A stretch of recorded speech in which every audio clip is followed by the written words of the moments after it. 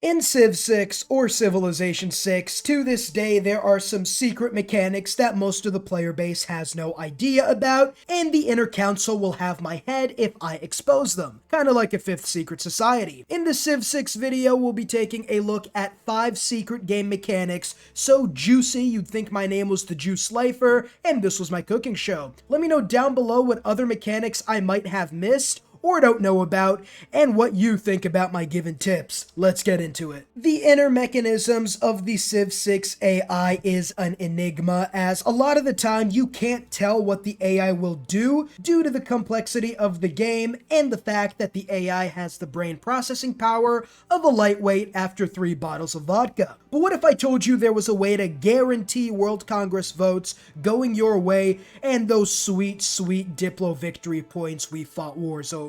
That's right, while not an exact science, you can determine what resolutions the AI will vote for about 75 to 80% of the time, so you can spend your Diplo favor on other, harder, more obscure resolutions. Some are obvious, like the AI will vote for you to lose 2 Diplo victory points once you reach 15, but others can also be reasonably secured. The AI will almost always pick negative 50% production cost to units until the late game, where it is about a 75 to 25% chance that it would be production or negative 50% cost for gold. The 100% bonus to building campus and city center buildings are the only ones that are picked in that resolution, so it's almost always campus or city center. The no amenities for luxury resources are usually one of the luxuries you yourself own. I don't know why, the AI just hates you. The 50% extra production from chopping forests is usually the one that gets picked, although sometimes I have seen marshes and rainforests being unable to be chopped, that resolution going through. The no great profit or no great general points are usually the great people points that gets resolved in all likelihood. Sometimes you'll get double campus, great scientist points, and great engineer points,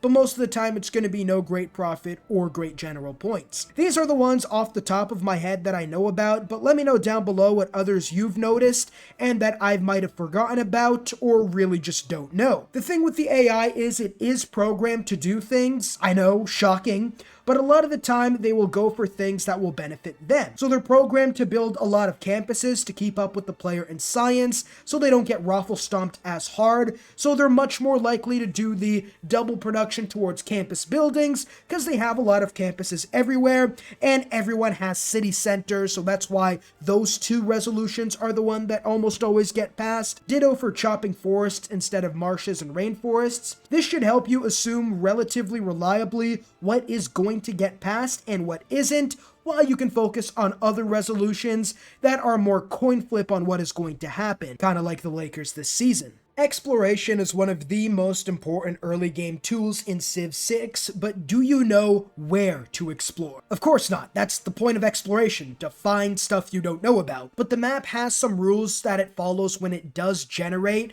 Generally, and I mean generally very loosely, the map follows real-world terrain patterns. So desert and jungle will be near the center of the map, while grasslands and plains will be near the temperate regions, and tundra and snow are near the poles, with geothermal fissures appearing between continents as well as massive mountain ranges. But we can use this to our advantage. If you spawn in, say, the Sahara, and your first thought might be we gotta find food and water for our people, screw that, right? Build a couple units and split them to explore in each direction, because you're probably near the center of the map. But let's say you start near plains and you find deserts maybe 10 tiles south of you. Then you should really focus on exploring the southern end of the map relative towards your position, because you probably spawned a little bit higher on the spectrum. Finding geothermal fissures and mountain ranges usually means you are near in between continents, and Philip of Spain is going to need some new unsoiled pants. It isn't an exact science, as I have literally seen desert spawn near the poles with jungle, but it is good enough to at least determine 90% of the time where you should focus most of your exploration efforts in the early game. Bonus tip for exploration, I guess, if you see a giant assortment of city-states and you're the first to find them all, get Amani ASAP and focus solely on settler production like I did in this Poland game. With the city-states nearby, you don't have to worry too much about barbarians mostly, and most other civs are going to spawn super far away, and you could just focus on gobbling up land like simps with an OnlyFans account. Great people are, well, great, but they can give you information as well as some nice bonuses. If you want to build a wonder but don't want it swiped away like an episode of Dora the Explorer, or if you want to check the enemy's military capabilities, just check how many great people points the civs are making. In the early game, this is easy to do as you can see who is making any great people points. So for example, if they're making 1 great prophet and 1 great admiral point, then you should prepare to get into goatsy position as they're going to have warriors and slingers max after wasting their time with the top end of the tech tree, while you have swordsmen and archers ready to integrate their lanes into yours. Because no one is going to be a threat if they found a religion in the early game. But late game, this can still be useful, as if someone has 20 cities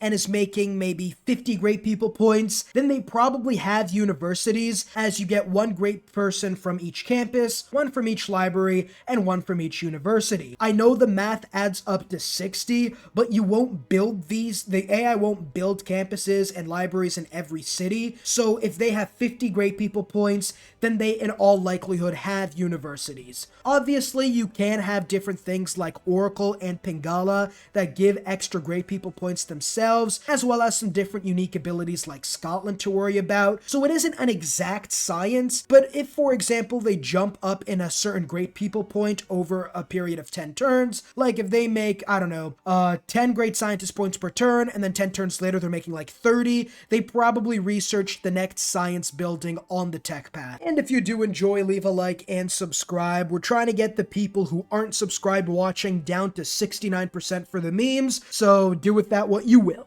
The Bloodhound strat has you acting like a perv in a panty drawer. You gotta sniff out the wonders, districts, buildings, you name it. By using the search tool, you can search for not only resources, as is commonly used, but also different buildings and districts the AI built in the Fog of War that you might have trouble making out on the map.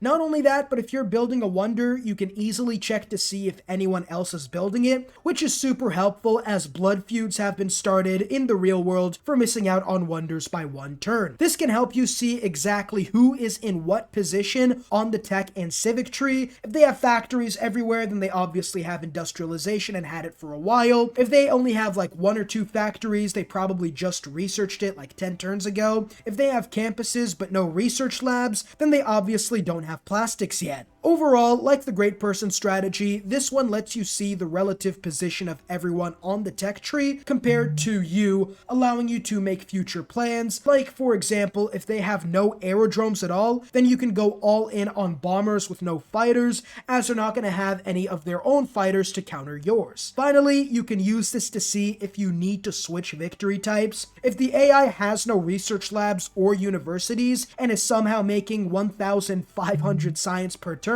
then yeah, it's time to switch and try going for culture or something, because you're not winning a science victory with that. And we have a very nice tip to end off this game mechanics you don't know about for Civilization 6 video: minor versus major victories. Most people ignore those words when sending their units to battle, but it is very important. When taking out cities with units, if it says minor victory, then you will take the city, whereas if it says defeat, then you won't take the city. But I already said this in other videos, this tip is mainly for combat between units. When you're fighting units, trying to see whose stick is better, and want to see whether you will kill the unit or whether it will survive with a slither of health, check to see whether it says major defeat, minor victory, or major victory. If it's major defeat, you will die and lose the unit. Minor defeat, and your unit will take more damage, but no one dies. Minor victory, and you will do more damage, but you won't defeat the enemy unit. Major victory, and you're going to win the fight and defeat the enemy unit. Sometimes this bugs out and messes up, so it isn't an exact science,